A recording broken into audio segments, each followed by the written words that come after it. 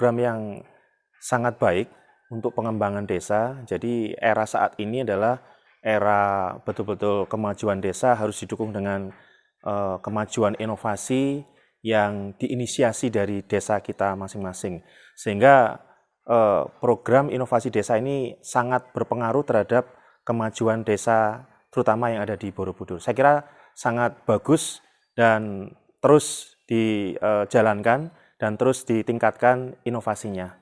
Kita paham bahwa Kecamatan Borobudur adalah kawasan pariwisata dunia, sehingga desa-desa kami, ada 20 desa, perlu kita kembangkan bersama-sama untuk mendukung pariwisata dunia itu sendiri. Jadi orang datang ke Borobudur tidak hanya ke candi, tetapi juga perlu kita arahkan dan kita distribusikan ke desa-desa wisata.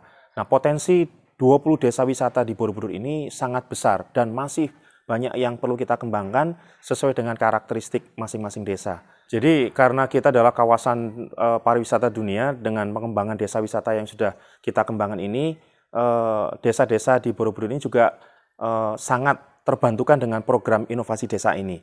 Untuk tahun ini di kawasan Borobudur, terutama di Kecamatan Borobudur, kita kembangkan 4 inovasi desa yang kita kembangkan di 4 desa. Yang pertama di Desa Karangrejo adalah inovasi desa di bidang ekoturism, kemudian juga di Desa Kembang Limus kita kembangkan agrowisata kebun nanas, kemudian di Desa Ngadiharjo kita kembangkan taman bacaan, kemudian juga di Desa Tanjung Sari untuk pengembangan bioteknologi dengan menggunakan biogas yang bisa kita manfaatkan dari industri tahu yang sudah juga dikenal di pariwisata Borobudur.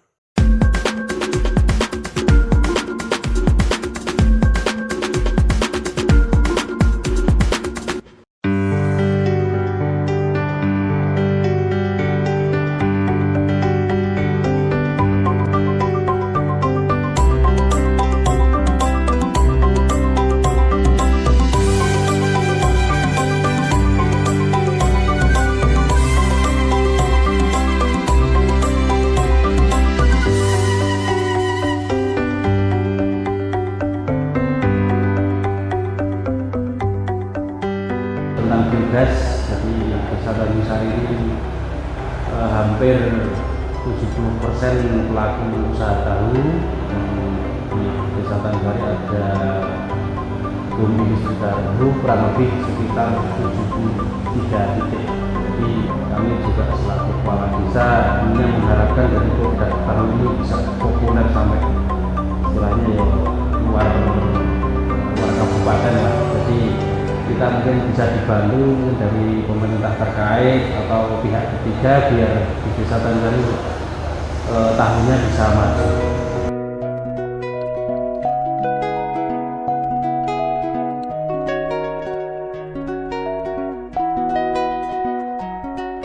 Jaraknya begini, di Desa Tanjung Sari karena kebanyakan home industri tahu dan di situ menghasilkan banyak limbah, yaitu limbah padat dan limbah cair. Untuk yang limbah padat itu untuk ternak dan juga untuk tempe gembus, sedangkan untuk limbah cair ini masih belum dimanfaatkan.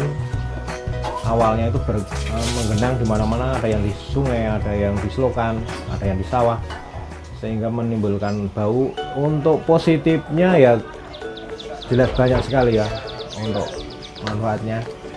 Kita dapat menggunakan gas dengan gratis dan juga bisa airnya bisa ya paling nggak tidak bau, bisa buat untuk nyiramin tanaman dan juga mungkin mengalir kemanapun tidak bikin bau. Itu positifnya.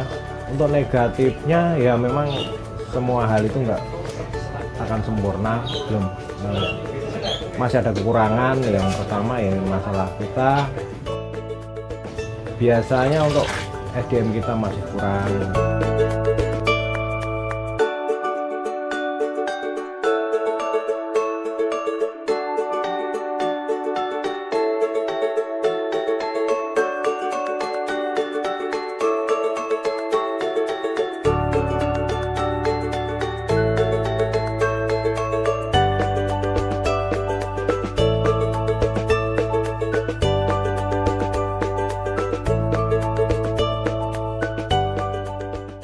Kita kedepannya semua industri kita gabungkan menjadi komunal, jadinya semua kita jadikan satu titik.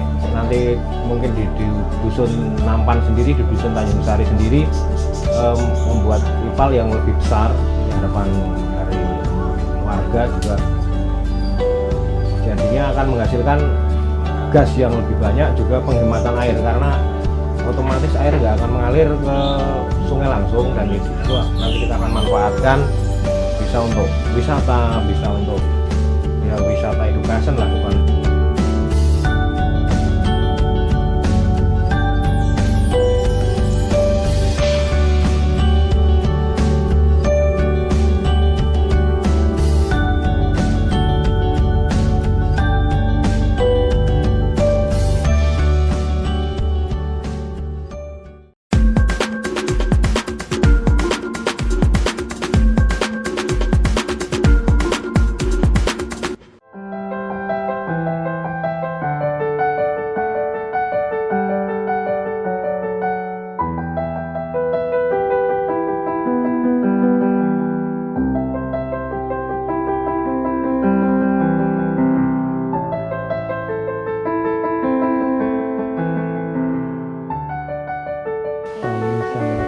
mendukung adanya rumah iling di Harjo ini supaya kedepannya anak-anak di dusun Karangtah ini lebih giat belajar dan lebih giat membaca, dan mudah-mudahan nanti kedepannya di rumah iling Tahana ini anak-anak di dusun Karangtah ini lebih maju dan berprestasi semuanya. Dan kami juga sangat berterima kasih kepada pemerintah desa yang telah memberi support atas bantuannya untuk infrastruktur untuk melanjutkan pengaspalan jalan yang dianggarkan di tahun 2019 ini. Dan kami sebagai warga dusun Karangtah Utara, kami sangat mengucapkan terima kasih kepada pemerintah desa, dan juga kami sangat berterima kasih adanya rumah iling di Raja ini supaya nanti ke depannya lebih maju dan lebih giat untuk pembelajaran untuk anak-anak di dusun Karangtah Utara ini. Berawal dari rasa keprihatinan saya terhadap masyarakat di dusun Karangtengah ini, khususnya karena mayoritas mereka itu berpendidikan rendah, dan rata-rata setelah lulus SMP ataupun SMA itu mereka tidak melanjutkan ke jenjang yang lebih tinggi, sehingga itu menjadi titik poin saya, kok ini jadi permulaan untuk saya merintis Taman Baca ini, Mas. Dan memang Taman Baca Omah Iling ini saya didirikan pada tanggal 28 Oktober 2017. Tujuannya masyarakat khususnya itu Desa Ngadiharjo pada umumnya masyarakat yang ada di Kabupaten Magelang ini. Harapannya dan ke depan nanti keinginan dari Omah Iling ini sebagai objek wisata, Mas. Jadi objek wisata yang berbasis membaca buku gitu. Pada pemerintah itu bisa memberikan akses satras yang mendukung, yang mana rumah kreatif, rumah literasi ini kan tidak sekedar yang saya rintis hanya tempat baca, tapi juga bisa mendatangkan nantinya sebagai tempat di mana masyarakat itu bisa merubah pola pikir untuk ke taraf hidup yang lebih baik. Dan masyarakat sendiri harapannya ini nanti di Desa Ngadiharjo itu setiap dusunnya ada rumah kreatif gitu, Mas. Mungkin ini awal dari Omah Iling ini yang pertama di Desa Ngadiharjo, dan harapannya nanti di 12 dusun itu ada semuanya. Dan harapan ke depan lagi sebagai objek wisata di mana para wisatawan itu tidak hanya sekedar transit di balkon des, namun bisa keliling desa dan menikmati sajian yang sudah dikemas oleh dusun masing-masing.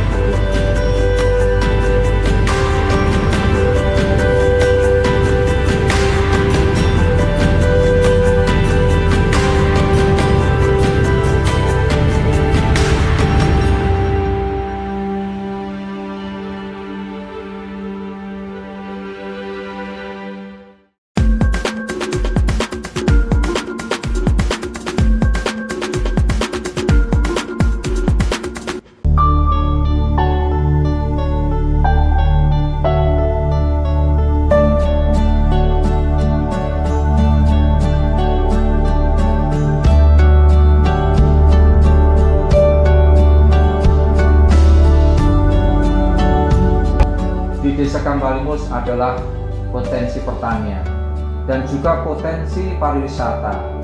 Dengan adanya itu objek-objek wisata yang ada di Kembang Limus untuk menanam suatu tanaman yang sebetulnya tidak langka, namun diambil dari kualitas yang tinggi, yaitu rasa dan besarnya atau volumenya, yaitu nanas. Bila ini Desa Kembang Limus ini akan kami tingkatkan tentang produktivitas maupun cara-cara metodenya untuk menanam, sehingga nantinya akan menjadikan nanas ini sebagai peri penghidupan di desa kami.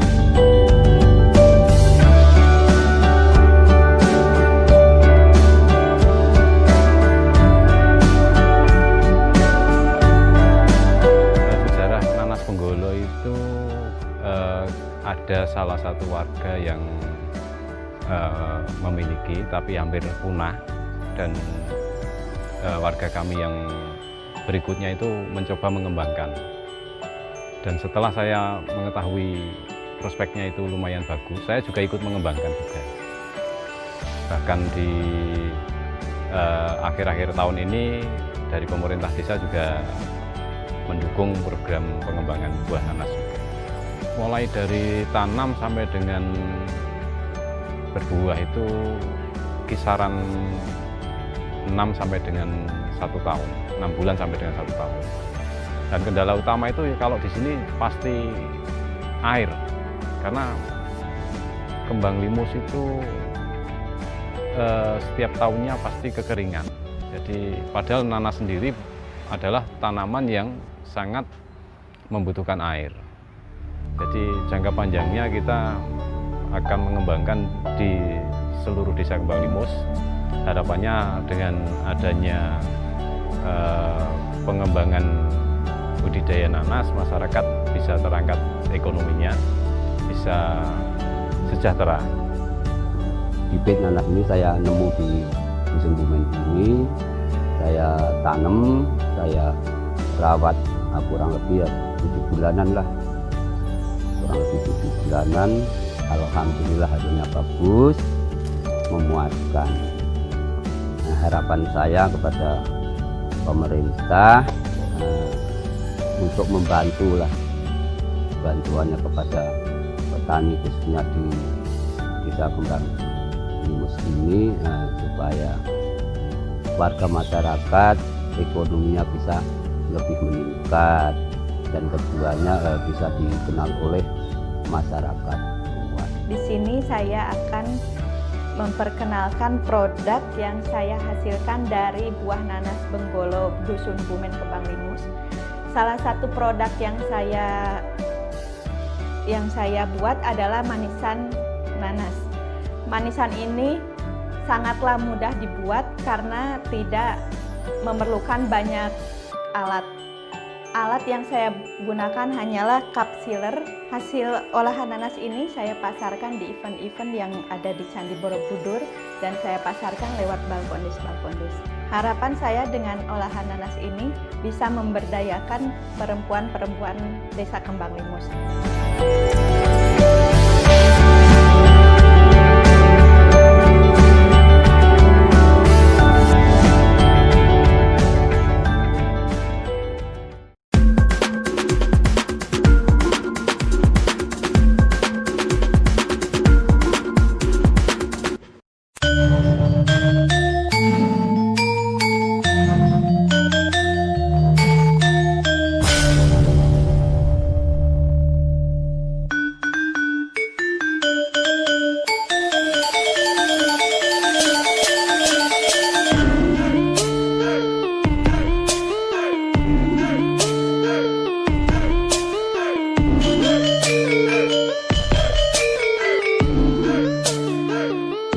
Desa Karangrejo itu salah satu desa di antara 20 desa sekecamatan Borobudur.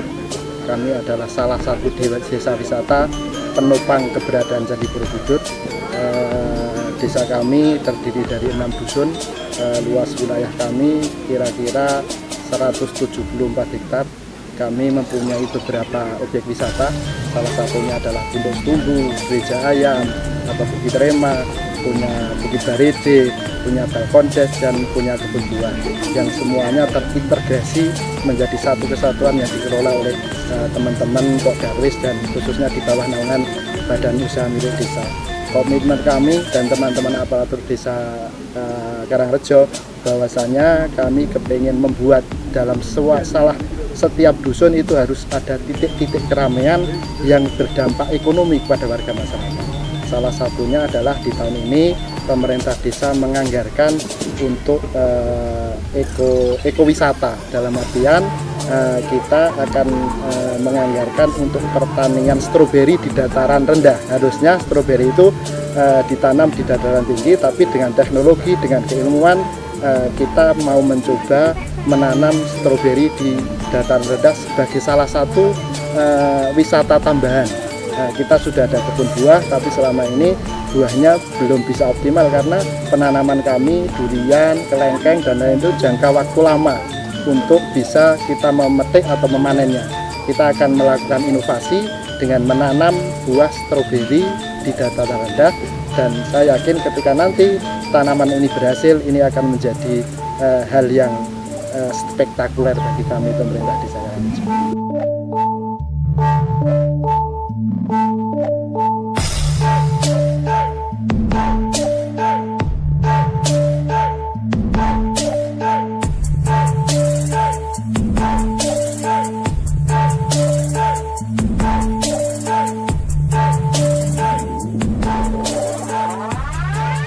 Di Desa Karangrejo yang saat ini sudah menjadi desa wisata, kedepannya akan kita tambahkan lagi menjadi desa ekowisata, yang mana dalam waktu dekat akan kita adakan pilot projectnya kebun buah stroberi, yang mana itu merupakan kebun buah stroberi satu-satunya yang ada di dataran rendah, yang mana pelaku dari pengelola itu akan kita libatkan dari masyarakat, baik itu dari kelompok tani ataupun gapoktan yang ada di Desa Karangrejo.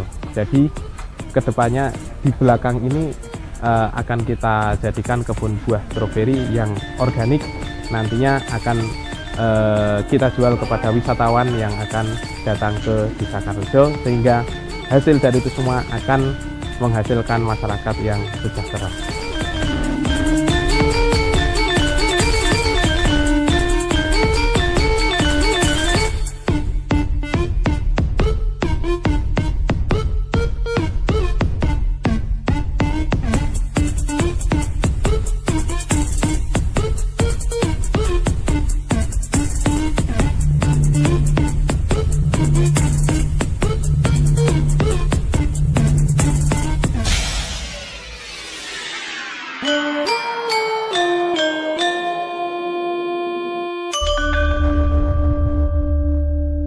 Kami dari kecamatan sangat mendukung dan betul-betul mendorong agar pemerintah desa, terutama di Desa Borobudur, untuk terus mengembangkan inovasi desanya. Karena kita sadari bahwa kawasan Borobudur ini adalah kawasan pariwisata dunia yang perlu kita kembangkan dengan berbagai inovasi-inovasi yang bisa menarik daya tarik wisata di desa kita masing-masing. Kita sudah punya desa wisata, kita harus punya inovasi yang bisa kita kembangkan terus, dan terus berpikir untuk memajukan desa bagaimana dengan kreativitas, dengan inovasi yang unggul, yang menjadi semakin membranding desa di Borobudur ini, terutama yang tahun ini kan kita branding lebih dalam lagi di 4 desa yang sudah kita katakan tadi, ada Desa Karangrejo, Desa Kembang Limus, Desa Tanjung Sari, dan Desa Ngadiharjo, sesuai dengan brandingnya masing-masing.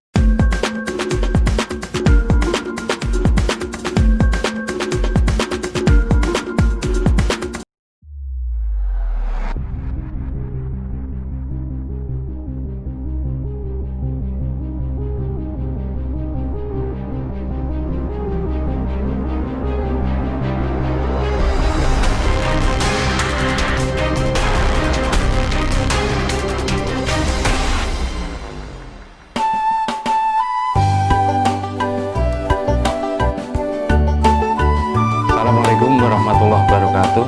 Saya Kunta Hindradata, Camat Ngluar, Kabupaten Magelang, menyampaikan tentang gambaran umum Kecamatan Ngluar. Kecamatan Ngluar merupakan wilayah yang terkecil di Kabupaten Magelang dari 21 kecamatan yang ada. Kecamatan Luar memiliki luas wilayah 22,44 km persegi dengan jumlah penduduk kurang lebih 30.500 jiwa jumlah penduduk dan memiliki 8 desa. Demikian gambaran umum wilayah Kecamatan Luar. Sesuai dengan Undang-Undang Nomor 6 Tahun 2014 tentang Desa, bahwa diharapkan bisa melaksanakan pembangunan dalam rangka percepatan pembangunan, utamanya melalui dukungan dana desa. Hal inilah yang mendorong agar di desa ini tercipta suatu kondisi yang diharapkan utamanya melalui inovasi desa. Dengan inovasi desa ini dengan harapan adanya percepatan dalam rangka pembangunan di tingkat desa. Kemudian yang kedua, dengan adanya percepatan pembangunan diharapkan di desa akan terwujudnya multiplier effect dengan adanya inovasi desa. Kemudian tidak lain adalah dalam rangka percepatan pembangunan ini juga tumbuhnya inovasi-inovasi desa yang berdampak pada adanya pemberdayaan masyarakat itu sendiri, juga terwujudnya inovasi-inovasi yang bisa menumbuh kembangkan potensi-potensi yang ada di desa. Sebagai unggulan di Kecamatan Luar, ada beberapa hal yang perlu kita sampaikan. Yang pertama yaitu terkait dengan objek wisata atau semacam destinasi wisata baru yang dikembangkan, yaitu di Dusun Blaburan, Desa Bligo, yaitu objek wisata Kampung Wisata titik 0 km Jawa Tengah. Kampung Wisata titik 0 Jawa Tengah berada di wilayah yang sangat strategis karena kampung ini penuh dengan potensi alam. Potensi alam dari yang terbanyak adalah dari air dan buah-buahan. Kalau kita berkunjung di Kampung Wisata titik 0 Jawa Tengah, kita cukup mudah karena di sebelah dari Sleman Barat perbatasan dan di sebelah baratnya lagi berbatasan dengan Kabupaten Kulon Progo atau Kecamatan Kalibawang. Tempat yang sangat banyak potensi kesejukan, air dan sebagainya ini sudah seringkali para wisatawan baik dari dalam maupun luar negeri yang berkunjung di Kampung Wisata titik 0 Jawa Tengah. Sebagai rintisan di Kampung Wisata titik 0 Jawa Tengah, pada dahulu mulai awal yaitu olahraga panahan. Kalau kita lihat dari anak-anak sampai besar bisa melakukan olahraga panahan dan di situ banyak sekali manfaatnya. Manfaat untuk olahraga panahan, pertama untuk melatih konsentrasi, kedua melatih ketenangan, kita butuh ketenangan, dan yang ketiga tentunya meningkatkan kebugaran jasmani. Setelah lama kita mulai merintis olahraga panahan, akhirnya kita mencoba untuk bagaimana mengembangkan wahana-wahana dari Kampung Wisata titik 0 Jawa Tengah. Setelah itu berkembang ada tubing, ada rappelling, dan ada olahraga susur sungai, trekking, dan sebagainya. Bagaimana kita ingin memotivasi dari Kampung Wisata titik 0 Jawa Tengah ini, kita memberdayakan dari pemuda-pemudi ini cukup potensi, mereka punya daya kreativitas yang luar biasa. Usianya dari pelajar, anak SMP, SMA, sampai kuliah.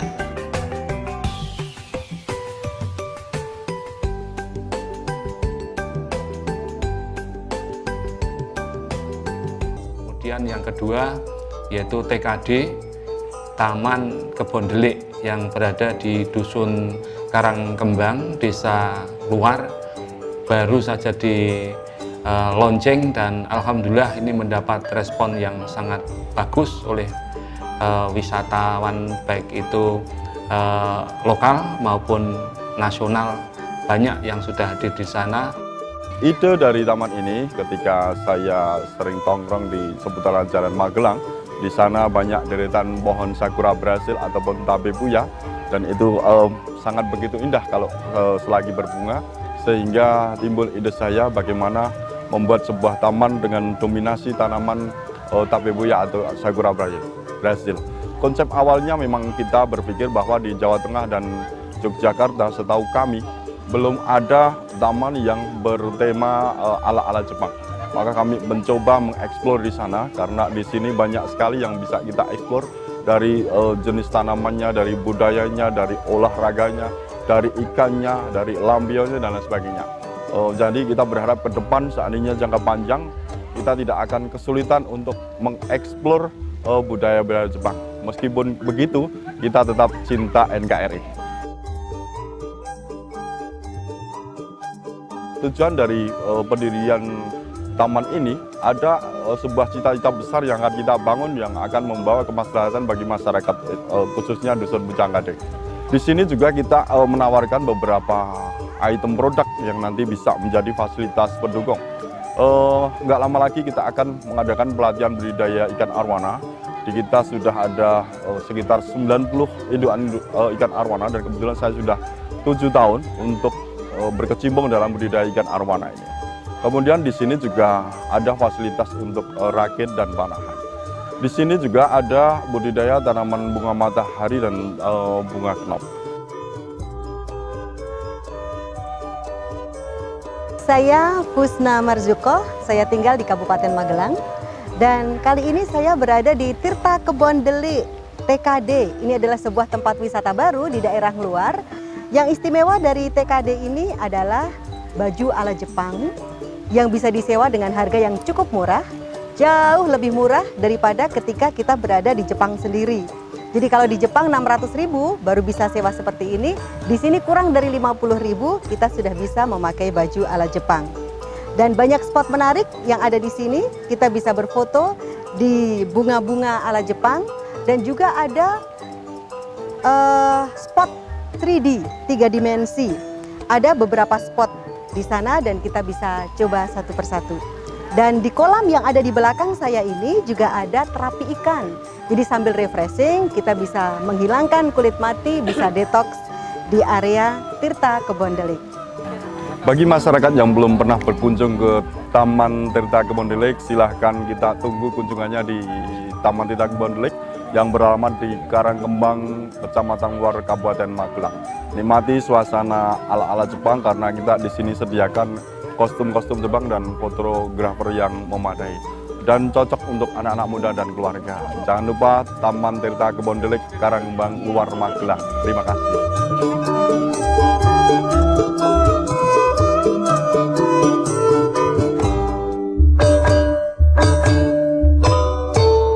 Dan yang ketiga adalah di Dusun Gadingan, Desa Luar. Di sana ada semacam koperasi usaha yang sebenarnya ini kalau secara resmi belum berbadan hukum, tetapi sudah berkembang dan pesertanya adalah, anggotanya adalah warga masyarakat di sekitar Dusun Gadingan. Di sana hampir mayoritas masyarakat ini berusaha di bidang UMKM atau usaha kecil mikro dan menengah ini. Latar belakang kami mendirikan koperasi ini karena mungkin kami melihat potensi usaha di dusun kami cukup banyak dan kami mempunyai kelompok UMKM. Nah, di situ kami bermusyawarah untuk mendirikan koperasi penyedia bahan pokok produksi.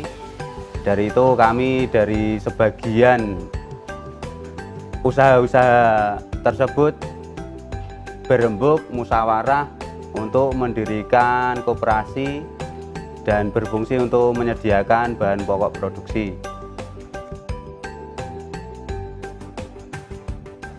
Untuk hasil dari keuntungan koperasi ini tentunya dari anggota mendapatkan harga yang lebih rendah dari pasaran yang lain, dan untuk keuntungan koperasi kami sebulan rata-rata mendapat keuntungan 8 juta rupiah.